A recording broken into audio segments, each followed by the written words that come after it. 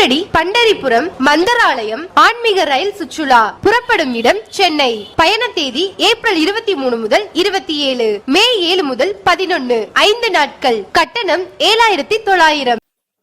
பக்தி dream makers நேயர்கள் அனைவருக்கும் வணக்கம். இந்த நாள் இனிய நாளாக அமைய வாழ்த்துக்கள்.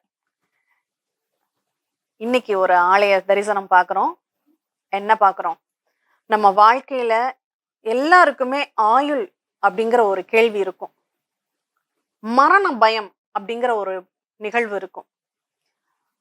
அதே மாதிரி ஏதாவது எதிர்பாராத இடர்கள், விபத்துக்கள், கண்டங்கள், உயிருக்கே ஆபத்தான ஒரு சூழ்நிலை அப்படின்னு சொல்லலாம். இப்ப இந்த மாதிரியான ஒரு சூழ்நிலைகள் இருக்கு. அதுவும் இல்லாம முக்கியமா பெண்களுக்கு உள்ள ஒரு பிரச்சனை என்னன்னா, இந்த திருமண பொருத்தம் பார்க்கும் போதே ஜாதகத்துல பார்ப்பாங்க, மாங்கல்ய பலம் இருக்கா, மாங்கல்ய பலம் இருக்கா அப்படிங்கிற ஒரு வார்த்தையை கேட்டுக்கிட்டே இருப்பாங்க. அப்ப இந்த மாதிரியான மாங்கல்ய பலத்தை அருளத்துக்கும், நம்மளுடைய மரண பயத்தை நீக்குவதற்கும், ஆயுள் விருத்தியை ஏற்படுத்துவதற்கும், உயிராபத்தான ஒரு சூழ்நிலையில இருக்கிறவங்களை காப்பாத்தி அருள்வதற்கு ஒரு ஆலயம் உண்டுங்க. அது எங்க இருக்கு? வாங்க போய் தரிசனம் பண்ணலாம். திருமங்களக்குடி. இந்த திருமங்களக்குடி எங்க இருக்கு? தஞ்சாவூர் மாவட்டத்துல இந்த திருமங்களக்குடி இருக்கு. சப்த விடங்க ஸ்தலங்கள்ல இது ஒரு ஸ்தலம் அப்படின்னு சொல்லலாம். இந்த திருமங்களக்குடி இறைவன் பேர் என்ன தெரியுமா? நம்ம உயிர் அப்படின்னா அந்த உயிருக்கு இன்னொரு பேரு பிராணன்னு பேரு. அதே மாதிரி அந்த காலத்துல கணவரை அழைப்பது கூட பிராணநாதா அப்படின்னு அழைப்பாங்க. அப்போ அந்த பிராணநாதேஸ்வரனாக, மாங்கல்ய பலத்தை தரக்கூடிய மங்களாம்பிகை சமேதராக இருக்கக்கூடிய அந்த பிராணநாதரை நீங்க தரிசனம் செய்யறீங்கன்னா உங்களுக்கு ஏற்படக்கூடிய அந்த ஆயுள் கண்டம், மரண பயம், ஆரோக்கியத்துல இருக்கக்கூடிய தீராத பிரச்சனைகள், எதிர்பாராத விபத்துகளை தீர்க்கக்கூடிய வாய்ப்புகள். இன்னொன்னு, ஜாதக ரீதியாக சொல்லணும்னா, ஒரு பெண்ணுடைய ஜாதகத்துல சூரியனும் செவ்வாயும் எந்த இடத்தில் இருந்தாலும் அது மாங்கல்ய பலத்திற்கு உகந்தது அல்ல அப்படின்னு சொல்லுவாங்க. அதுக்கு வேற ஒரு பேர் சொல்லுவாங்க, அதை நம்ம சொல்ல வேண்டாம் அப்படிங்கிறதுக்காக அதை தவிர்க்கிறோம். ஏன்னா அந்த மாங்கல்ய பலத்தை அது பலவீனப்படுத்தக்கூடிய கிரக இணைவுங்கிறது இந்த சூரியனும் செவ்வாயும் சேர்ந்தது.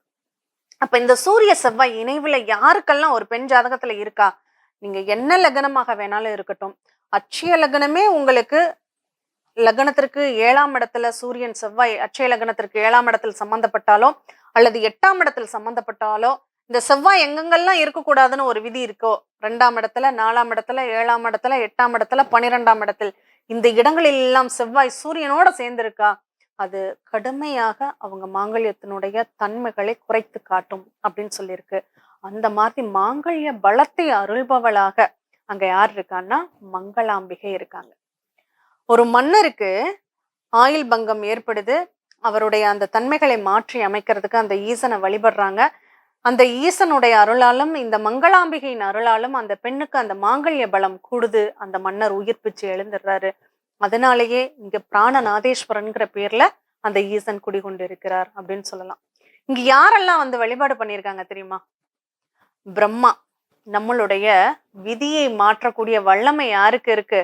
நம்மளை படைக்கும் போதே நம்ம தலையெழுத்தை யார் எழுதுறா? பிரம்மா எழுதுறார். அந்த பிரம்மா இங்க ஈசனை வழிபட்டிருக்கார். திருமால் ஈசனை வழிபட்டிருக்கார். அகத்திய மாமுனிகள் ஈசனை வழிபட்டிருக்கார். இப்படி ஒரு நல்ல ஒரு நிகழ்வுகளை தரக்கூடிய இறை சக்திகள் எல்லாமே இங்க இறைவனை வழிபட்டிருக்காங்க. அதனால இந்த பிராணநாதேஸ்வரர் உயிர் மூச்சாக நமக்கு உள் ஆற்றலை தரக்கூடியவராக இங்க இருக்கார். இதுல இன்னொரு விசேஷம், இந்த பிராணநாதேஸ்வரர் இந்த நம்மளுடைய மூச்சு காற்று, அங்க ஆகர்ஷண சக்திகள், ஓசோன் சக்திகள் அங்க அதிகமாக இருக்கும். அந்த இடத்துல ஒரு இரவு தங்கி எப்படி வழிபாடு பண்ணணும்? ஒரு இரவு அங்கு தங்கி வில்வ தளத்தால் அர்ச்சனை செய்து அல்லது வில்வ மாலை சாற்றி அந்த வில்வ மாலையை திரும்ப எடுத்து அதை நிழல்ல உலர்த்தி பொடி செய்து நீங்க சாப்பிட்டுக்கிட்டு வந்தீங்கன்னு வச்சுக்கோங்க, இந்த தீராத ஆஸ்துமா பிரச்சனை இருக்குன்னு வச்சுக்கோங்களேன், அது கண்டிப்பா உங்களுக்கு குறையுங்க. சுவாசம் சம்பந்தப்பட்ட பிரச்சனை இருக்கு, நுரையீரல் சம்பந்தப்பட்ட உபாதைகள் இருக்கு, நுரையீரல் தொற்று இருக்கு, இந்த மாதிரி என்ன பிரச்சனைகள் இருந்தாலும் அத இந்த பிராணநாதேஸ்வரத்தினுடைய அனுகிரகத்தால அது கண்டிப்பா உங்களுக்கு சால்வ் ஆகும். இன்னொரு அதிசயம் என்ன இருக்கு தெரியுமா?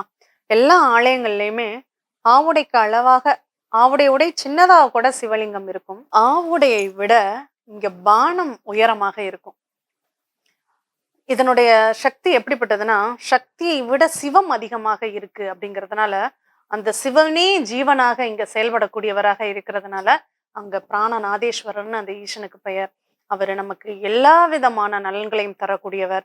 இங்க இவரை எத்தனை சுத்தணும், என்னைக்கு போகணும், உங்களுக்கு ஜாதகம் தெரியும், உங்க ஜாதகத்துல உள்ள கிரக பலம் தெரியும் அப்படின்னா, உங்க ஜாதகத்துல எந்த பாவம் பலவீனம் அப்படி இருக்கோ அந்த கிரகத்தினுடைய கிழமை அன்று, உதாரணமா ஒண்ணு சொல்லணும்னா, இப்ப 8ல செவ்வாய் சூரியன் இருந்தா மாங்கல்ய பலத்திற்கு குறைவுன்னு சொல்லியிருக்கோம் இல்லையா? இப்ப அப்படி 8ல சூரியன் செவ்வாய் இருக்குன்னா அவங்க செவ்வாய்க்கிழமையில சூரிய ஓரையில போய் அந்த ஈசனை வழிபாடு பண்ணணும். 9 சுற்றுகள் சுற்றி வர வேண்டும் அப்படின்னு சொல்லலாம். இப்ப என்ன, சிவனுக்கு உரியதே உங்களுக்கு வில்வம் தாங்க. இன்னும் சொல்ல போனா கொன்றை மலர் கிடைக்குதுன்னு வச்சுக்கோங்களேன். அந்த கொன்றை மலர் கிடைச்சு அந்த கொன்றை மலர் சாற்றி நீங்க வழிபாடு பண்றீங்கன்னா அது ரொம்ப ரொம்ப ஹைலி ரிசல்ட் கிடைக்கும். ரொம்ப விசேஷமானது. இல்ல செண்பக பூ இருக்கு இல்லையா, அந்த செண்பக பூவை சாற்றி வழிபாடு செய்தாலும் உங்களுக்கு சாதகமான பலன்கள் நிறைய உண்டு. அந்த பிராணநாதேஸ்வரர் எல்லாருக்கும் அந்த பிராண பலத்தை கொடுக்கணும், நல்ல ஒரு தன்மைகளை கொடுக்கணும்னு அந்த மங்களாம்பிகையையும் பிராணநாதேஸ்வரரையும் வழிபட்டு பெரும்பேறு பெறுவோம். வாருங்கள். நன்றி.